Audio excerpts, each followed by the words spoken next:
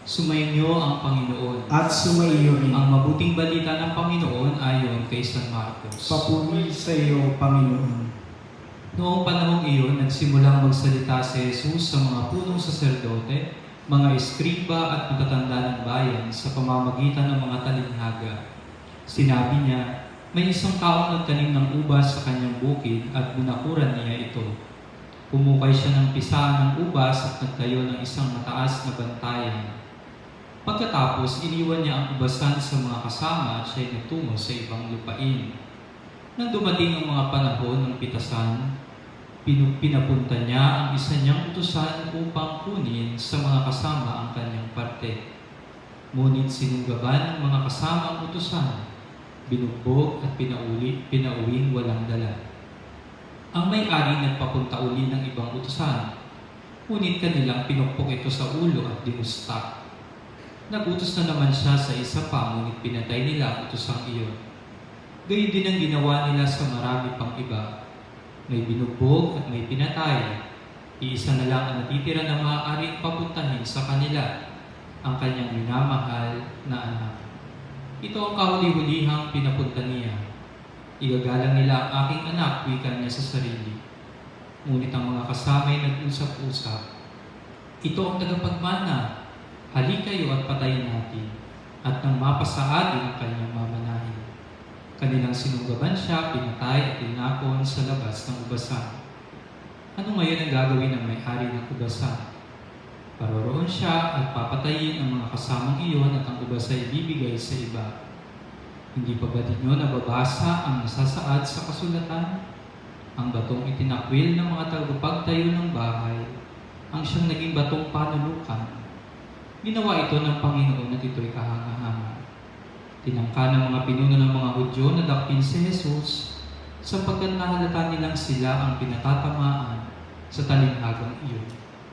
Ngunit takot naman sila sa mga tao, kaya hindi nila siya inano at sila'y umalis. Ang mabuting balita ng Panginoon. Pinupuri ka namin, Panginoong Hesus Kristo. Kahapon po ay ating pinagdiwang ang dakilang kapistahan ng pagpanaog ng banal na Espiritu. At ito rin po ay hudyat ng pagtatapos ng panahon ng Pasko ng muling pagkabuhay ni Kristo. Kaya naman sa araw na ito, tayo po ay bumabalik sa tinatawag na panahon o karaniwang panahon. At natatangi ang unang araw na ito ng ating pagpasok muli sa karaniwang panahon sapagkat ginugunita natin si Maria bilang ina ng simbahan. At tingnan po natin kung paano tayo ginagabayan, lalo tigit ng mga pagbasa na ating napakinggan, kung paano natin dapat na harapin ang pagpasok natin ito sa karanasan ng tinatawag na karaniwang panahon at kung paano natin makikita dit lalo tigit ang mahalagang bahagi ng mahal na Birhen sa pagpapatuloy ng ating buhay. Nais ko pong simulan ng aking pagninilay sa pagtatanong sa bawat isa sa inyo. Hindi lamang po sa mga kasama kong naririto, kundi sa inyo po, lalo tigit sa inyong mga nasa bahay. Kamusta na po kayo? Ano na pong nangyayari sa inyo dyan?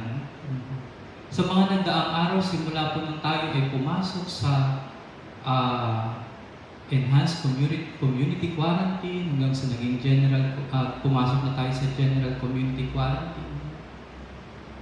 Ang dami pong nangyari, ang dami pong naganap. At kung mapapansin po natin, ang lahat ng mga pangyayari at naganap sa ating kapaligiran ay nagdulot sa atin ng maraming mga pagbabago. Na alam natin, hindi na natin kaya pang ibalik ang nakaraan nating paraan ng buhay. Kaya nga po, naririnig natin araw-araw na laging may sinasabi na tayo ay pumapasok na o papasok na sa isang karanasan na tinatawag na new normal.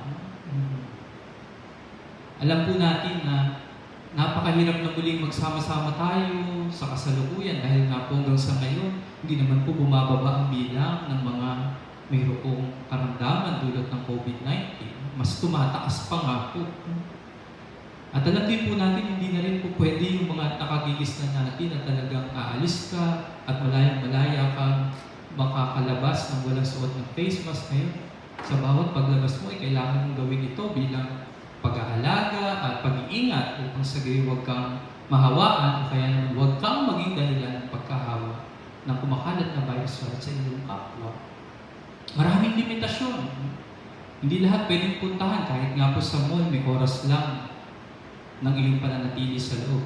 Paglampas na, kailangan mo nang umalis. Hindi kagaya dati, kahit maghapon ka magpalamig doon sa loob, gugustuhin mo. Pero hindi po natin maitatago ang katotohanan na sa mga nagdaang araw, ang dami din pong aktibidad ng simbahan. Napapaisip nga po ako kasi unang-una, araw-araw po ngayon may live stream ng misa. Nung hindi pa naman po nila live stream ang misa, ang simba naman po ng ibang Katoliko tuwing araw lang ng linggo. Ilan lang naman po talaga nagsisimba araw-araw. Pero ngayon po, araw-araw may misa. Pwedeng mapanood sa telebisyon ng madaling araw, meron po bawat parokya. At hindi lang po misa, may mga prosesyon po ng banal na sakramento sa pamamagitan ng motorcade. O kapag may magpipiesta, gagawa ng malikaing paraan para maiparamdam piyesta. At kalaki po ng mga nangyayari at pagbabago ito ay lalim ng ating pagtingin, lalatingin sa pagpapahalaga natin sa Diyos. Kumbaga, hindi rin natin maialis ang kabilang mukha na sa kabila ng pandemya na ito, ang Diyos ay patuloy na nagpaparamdam kung paano niya tayo inaalagaan, kung paano niya tayo ilalayo sa kapahamakan, at kung paano niya ipinaparating sa atin ang kanyang mga pangungusap sa pamamagitan ng pagninilay sa kanyang mga salita. At hindi po natin kayang itago ang katotohanan din na hindi tayo pinabayaan ng Diyos sa kabila ng lahat. Sapagkat ang daming mga pagtutulungan, bayanihan, damayan, malasakitan, pagbabahaginan kung anong mayroon.